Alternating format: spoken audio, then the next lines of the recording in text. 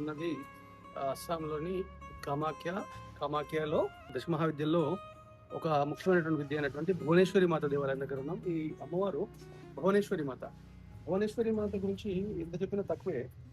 అమ్మవారి గురించి మనము లోపలికి వెళ్ళి అమ్మవారిని చూస్తూ చక్కగా అమ్మవారి గురించి మాట్లాడుకుందాం.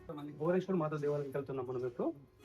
మహావిద్యలో ఇక్కడ అమ్మవారి దగ్గర ఉన్నాయి కదా, ఈ దశ మహావిద్యలు అన్నీ కూడా అన్నీ ఒక చోట ఉంటాయి. దాదాపు ఈ కామాఖ్య అమ్మవారి దేవాలయంలో ఒకే చోట ఉంటాయి. కానీ భువనేశ్వరి మాత మాత్రం నీలాచల పర్వతం అంతా చుట్టి పైన టిప్ లో ఉంటుంది అనమాట. సూర్య సిద్ధాంతాన్ని ఫాలో అవుతుంటారు. సూర్య గమనాన్ని బట్టి ఈ దేవాలయం యొక్క రండి మాట్లాడదాం. సూర్య గమనాన్ని అనుసరించి దేవాలయం వేళలు ఉంటాయి అనమాట.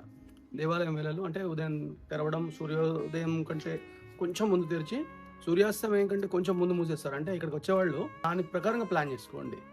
అంటే మీరు సాయంత్రం సూర్యాస్తమయం తర్వాత వస్తే అమ్మవారి దర్శనం దొరకదు.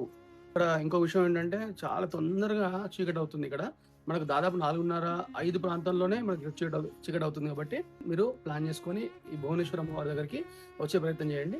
మనము భువనేశ్వరి మాత దేవాలయాన్ని సందర్శిద్దాం. భువనేశ్వరి మాత అనేది మనకు ఈ దశ మహావిద్యల్లో అత్యంత కీలకమైనటువంటి విద్య అని చెప్పాను కదా. దశ మహావిద్యలు మన కామాఖ్యలో అన్నీ ఒక చోటే ఉంటాయి. కానీ అమ్మవారు అంటే భువనేశ్వరి మాత మాత్రం ఈ నీలాచల పర్వతం కొండ పైన టిప్పు పైన ఉంటుంది. అంటే 9 విద్యలు ఒకవైపు, ఈవిడ ఒకటి వైపు. ఎందుకంటే ఈవిడ మన స్వాధిష్టాన చక్రానికి అధిష్టాన దేవతగా ఉంటుంది. కాబట్టి ఈ స్వాధిష్టాన చక్రాన్ని ప్రేరేపించి సాధకుడి యొక్క భూత భవిష్యత్ వర్తమాన కాలాన్ని ఈవిడ నిర్దేశిస్తూ ఆవిడ మనకి జ్ఞానాన్ని ప్రసాదిస్తూ ఉంటుంది.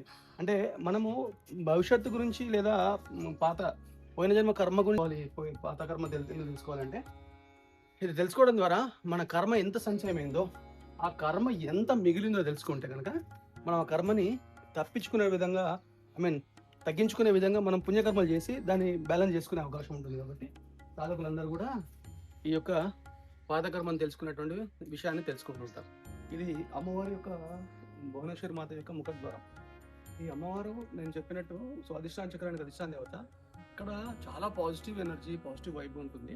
సాధకులందరూ కూడా ఇక్కడికి వచ్చి సాధన చేస్తుంటారు. అయితే ఈవిడ మనకు సాత్విక దేవత అయినప్పటికీ కూడా ఇక్కడ చేసేటువంటి సాధనలన్నీ కూడా మనకు స్వాధిష్టాన చక్రాన్ని ప్రేరేపించే విధంగా ఉంటాయి. ముఖ్యంగా మనకు ఇక్కడ విదేశీయులు వాళ్ళు కనబడుతుంటారు.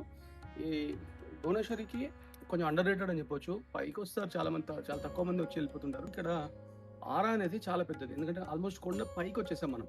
ఈ మొత్తం నీలాచల పర్వతం ఇలా ఉంటుంది. ఇది ఎడ్జ్ లో ఉన్నాం మనం. సో భువనేశ్వరి మాత దగ్గరకు వచ్చేవాళ్ళు ఆలోచించుకొని ఎంత వీలైతే ఎంత తొందరగా వచ్చే ప్రయత్నం చేయండి.